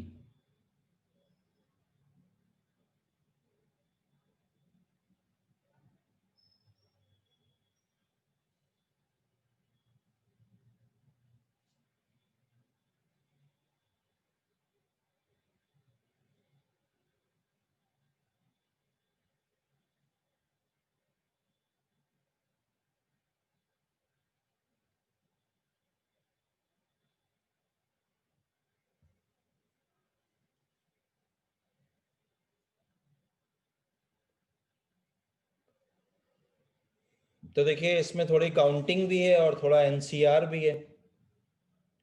अब girls के साथ है कि उनको back रो में बैठना है और टुगेदर भी बैठना है, तो पहले गर्ल्स की सीटें सिलेक्ट की जाए। तो बहुत क्लियर बात है, देखिए आप खुद ही बताइए। अभी सिंपल काउंटिंग है, गर्ल्स या तो इन 3 में बैठेंगी तो साथ साथ रहेंगी और बैक रो में, या इन 3 में बैठेंगी, या इन 3 में, या फिर इन 3 में, या फिर इन 3 में, या फिर इन 3 में।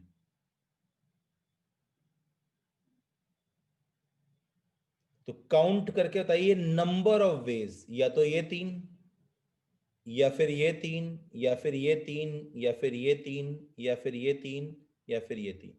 6 वेज हुए सिलेक्टिंग के, 6 वेज हो गए सिलेक्ट करने के, 3 सीटें। अब जो भी वो सीटें होंगी, कोई भी एग्जांपल ले लें, मान लीजिए वो सीटें ये हैं,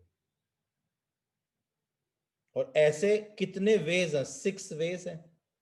तो अब जो 3 सीटें सिलेक्ट हो गई हैं, उनमें गर्ल्स बैठ कितने तरह से सकती हैं? ये 6 क्या है, 6 है। पहले गर्ल्स की 3 सीट सिलेक्ट करनी है, तो गर्ल्स की 3 सीटें सिलेक्ट करने के नंबर ऑफ वेज इतने होंगे।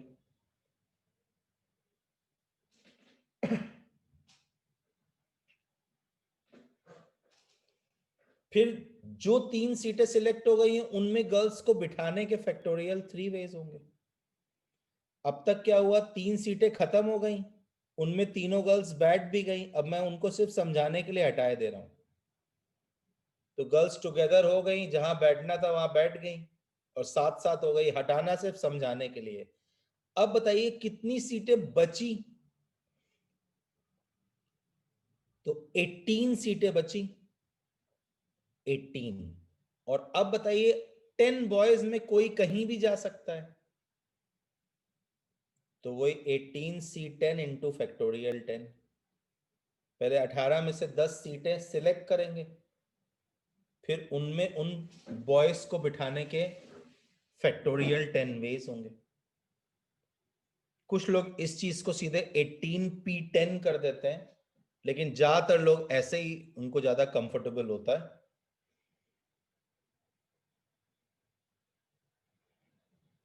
आई am sure there is no doubt here.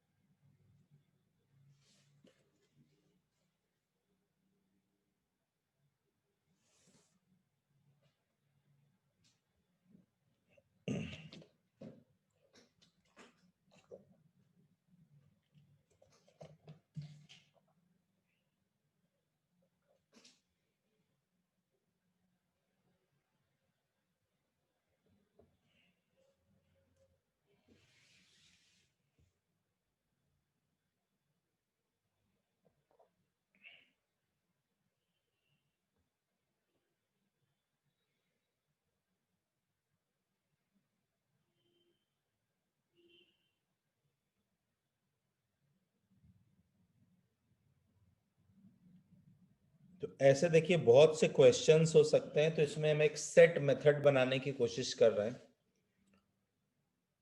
तरीके कई हो सकते हैं, लेकिन एक कॉमन तरीका जिससे हम लोग सारे क्वेश्चंस को हैंडल करें।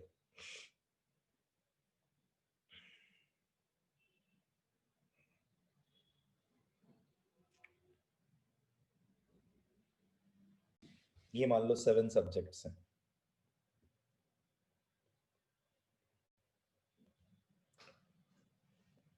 ऐसा तरीका लगा रहे हैं जो आप हर क्वेश्चन में फिर अप्लाई कर पाओ कन्विंसिंग तरह से, क्योंकि मेथड तो बहुत हो सकते हैं। तो सवाल देखिए, क्वेश्चन पहले क्या है समझिए कि जैसे एक स्कूल है,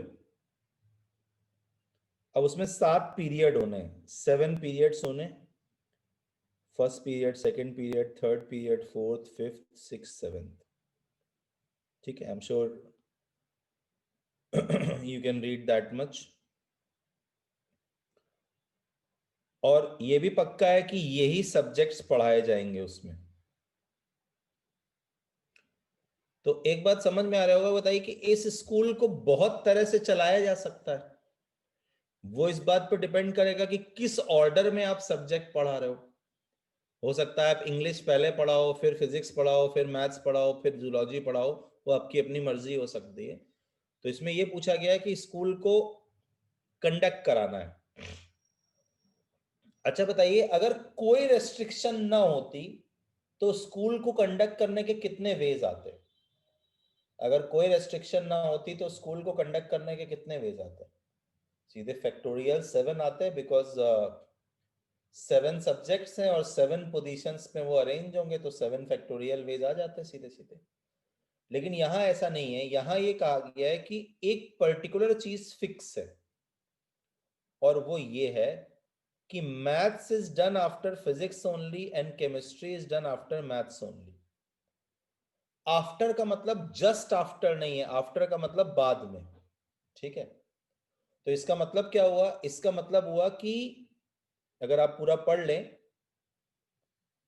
कि P के बाद ही कहीं M आएगा और M के बाद ही कहीं फिक्स C आएगा, ये फिक्स्ड ऑर्डर है। I hope you read the question very very well. तो अब बात को अच्छी तरह समझिएगा। तो इसको एक कॉमन तरह से करने का तरीका क्या हुआ बताइए? इसका मतलब क्या होगा कि जब आप इन बॉक्सेस को भरेंगे या पीरियड्स को, जब सब्जेक्ट्स को डिफरेंट पीरियड्स में रखने जाएंगे, तो हमें यह ध्यान रखना होगा कि फिजिक्स, मैथ्स, केमिस्ट्री में फिजिक्स पहले होना चाहिए, मैथ्स उसके बाद ही कहीं होना चाहिए, और केमिस्ट्री उसके बाद ही होना चाहिए। अब मेरी बात को सुनिएगा अच्छी तरह से। तो मुझे आप बता सकते हैं अच्छा कि ओके, ये मान लीजिए इस ऑर्डर में ये फिक्स है, लेकिन कोई मुझे बताएगा कि ये फिजिक्स, मैथ्स और केमिस्ट्री एक्चुअली कितने पीरियड्स ऑक्यूपाई करेंगे? ये बात तो पक्की है कि ये 3 पीरियड ऑक्यूपाई करेंगे, फिजिक्स, केमिस्ट्री और मैथ्स 3 पीरियड ऑक्यूपाई करेंगे। तो हम क्या करें कि पहले 7 में से 3 पीरियड सिलेक्ट करें।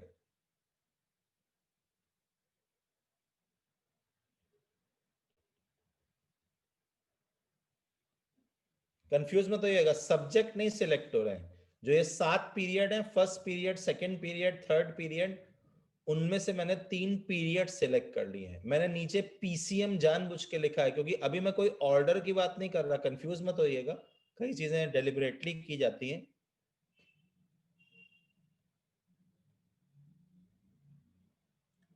ठीक है, अच्छा, तो मुझे बताइएगा अब तक क्या मुझे फिक्स हो गया है? ये फिक्स हो गया है कि वो कौन से 3 पीरियड है जिनमें पीसीएम होना है। अब मैं कोई एग्जांपल दूं, ये सब मैं ऐसे ही सिर्फ समझाने के लिए। मान लीजिए वो पीरियड ये है, कुछ तो बताना पड़ेगा। मान लो ये पीरियड ये 3 है जिनको मैंने डॉट कर दिया है। You have to listen more than doing. अब ये पक्का है कि जहां डॉट लगे हैं वहीं फिजिक्स, केमिस्ट्री, मैथ्स को होना है। तो अब मुझे आप बता सकते हैं इस जगह कौन आएगा? P। इस जगह कौन आएगा? M।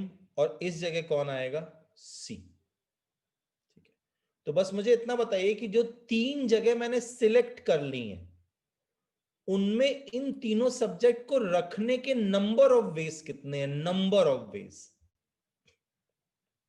आपको यहां पर P को ही रखना पड़ेगा, यहां पे M को ही रखना पड़ेगा और यहां पे C को ही रखना पड़ेगा, कोई और चॉइस नहीं है। तो बताइए जो जगह सिलेक्ट हो गई हैं उनमें PCM को रखने का एक ही तरीका है, यहां P रखना पड़ेगा, यहां M रखना पड़ेगा, यहां C। It's more understanding. yes, you can switch off your videos if there is a problem। तो अब क्या किया है, अब प्लेस कर दिया है PMC।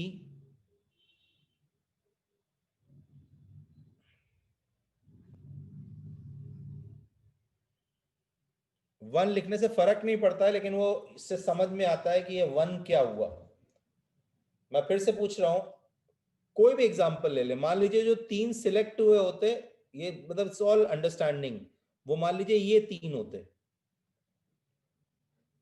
और उसके कितने तरीके हैं, सिलेक्ट करने के कितने तरीके हैं वो तो आपने निकाल लिए 7C3। अब अगर ये 3 होते तो बताइए इन 3 जगहों को भरने के तरीका तो एक ही होता, यहां पर P को ही रखना पड़ता, यहां पर M को ही रखना पड़ता और यहां पे C को ही रखना पड़ता, PMC ही रखने होते। तो फिर इन जगहों को भरने का एक ही तरीका होगा। अच्छा अब बताइए अब तक क्या हो गया, क्या अब तक 3 जगह भर गई और उनमें पीएमसी जैसे आने चाहिए वैसे आ भी गए, ये सब कुछ लिखने की जरूरत नहीं है, ओनली फॉलोइंग। यहां पी आ गया, यहां एम आ गया और यहां सी आ गया। It's just an example to tell, no need to write all that. अब बताइए कितने सब्जेक्ट्स बचे, सब्जेक्ट्स 4, और पोजीशंस भी कितनी बची, पोजीशंस भी तो 4 बची। और अब तो कोई रेस्ट्रिक्शन नहीं है, अब कोई कहीं भी आ सकता है। तो अब जो 4 पोजीशंस बची है उनमें 4 सब्जेक्ट्स कितने तरह से अरेंज हो सकते हैं, 4 factorial.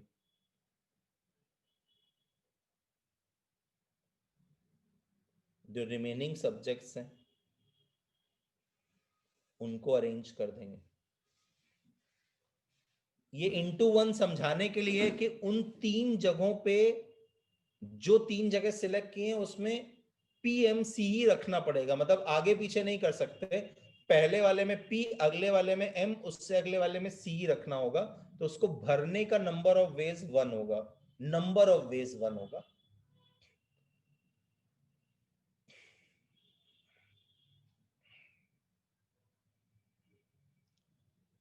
Find total number of